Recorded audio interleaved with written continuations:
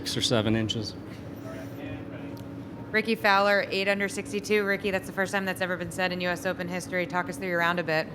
It was a great day. Got off to a nice start, making 3 on 10, and just, never really thought about a score or necessarily what I was trying to do out there. The first few days this week, I wasn't feeling very comfortable swing and wasn't making many putts or hitting very good putts, so continue to get working on the course as well as on the practice area, and finally a couple things clicked a bit yesterday, and then it was more just go out, trust it, and let things happen. So I knew there's birdies to be made out here, but you have to drive it well and get the ball in position first.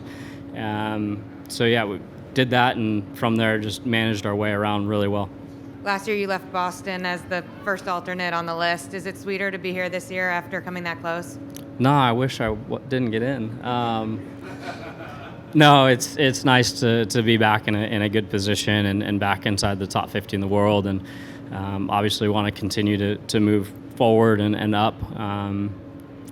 That was a long Thursday last year. I got some good work in, but nice to be actually out on course. Here on your right to Jeff.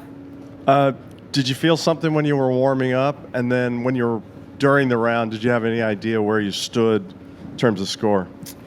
I knew where I was at. During warm-up, I actually didn't have that great of a warm-up. It was fine, but I knew that the stuff that I worked on yesterday, both swing and putting was great. Range was so-so, which a lot of times you don't want to go stripe it on the range. That's just a bad sign. Like I said, a lot of it was just going out and trusting, stuff I've been working on, and then some of the feels from yesterday. Like I said, I knew where I was at. I would say from the middle of the round up until the 9th green, our last hole, I didn't really know or see any scores. And then I saw that Xander was at 7 at that point. And I'm not sure if he even knew where I was or anything, but it was kind of cool to see if he did, to see he kind of latched on and we were taking off a bit. We're going to go here to Mark and then Michael. Hey, Rickie. It's been a few years since obviously that year when you had all the top 5s in the majors and whatnot. How would you describe and characterize the journey as you've been trying to get back into the top 50 and higher, after you'd fallen out, and all the work you've done to get there? It's definitely been long and tough. A lot longer being in that situation than you'd ever want to, but it makes it, so worth it, having gone through that and being back where we are now. I would say we're starting to get maybe as close as we've ever been to where I was through kind of that 14, 15 area, and just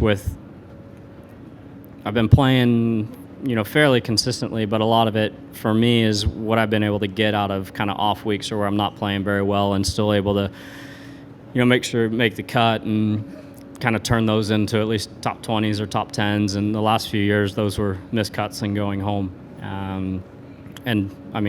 This week, off to a good start, but there's still plenty of golf to be played. It's going to be tough tomorrow afternoon, but at least, got out of the gate and we're off to, like I said, a good start. Rick, I know Butch, I imagine Butch is giving a lot of technical help, but how has he helped you in looking at the big picture of your life and career, if at all? Butch is great, just his voice and having him in your corner. He's been around and seen a lot and been around so many great players and, has coached so many guys to reach, I would say, their potential, and a lot of them are very different. I feel like he's a very good golf and life coach, kind of separate from being kind of a swing coach. He is, can be technical and mechanical if needed, but he understands the playing and the mental side and what it takes to, if you may be a little off, finding one thing or just telling you just something to give you a little confidence to go out there and just go play golf and keep it simple. So that's been one of the big things. It's been me getting back to playing golf, and over the last few years, because I still give a lot of credit to Tillery from everything that I learned from him. Unfortunately, it just wasn't the right fit, and he's still a great friend of mine. But from learning all that and then to being back with Butch and just getting back to playing golf is, why we're here today. A few more, Brentley on the right. Can you talk a little bit about your birdie on 8, and I guess specifically what were the biggest challenges for that second shot in the Barranca there? Well, I looked at the tee mark on the bottom of the club, and it was dead straight, and I hit it right out of the middle. I think there was a couple shots today that I just kind of slightly came out of, didn't release. Same thing on number 9, our last hole. But they were out of the middle, so it felt good. Unfortunately, look up, and it's just a little out to the right. But I knew down there that it had a chance of having a lie and being able to at least get it out and move it forward in a way a lot better than hitting it left and being in that left rough. The right there, yes, it is a hazard, but you could potentially have something to get it out. Had a gap, had the bridge that was kind of low left. I took a club that I wanted to make sure I got it above the bridge just in case I pulled it at all. And really just try to hit it fairly quickly, just kind of react to it, don't think about it a whole lot. It was a pitching wedge that I was just trying to catch clean and kind of cut up against the wind. So, like I said, sometimes in those situations, the quicker, not quicker you hit it, but step in, just react to it and hit it and not think about it too much. So got it back and knew that with where that pin was, I could get a wedge close. Stuck in the ground a bit, but I'll take it. We ended up with a good look and walked away with 4. On the left to Tom. Rickie, when Rickie was asked for your best shot, he couldn't think of one. Was it one of those days where there's just a lot of them? Do you have one? There were a lot, which is a very good thing.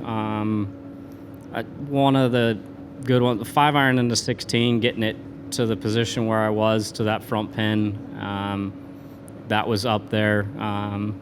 No, there was a lot of good ones. I don't know if there's really one that stands out. I think one of the big things for me is, finally making a handful of mid-range putts, which I haven't done in the past, few weeks, and that was a big thing, and keeping the round moving forward and building some momentum out there. Last question right here, front right. Hey, Rickie, congrats, man. Thank you.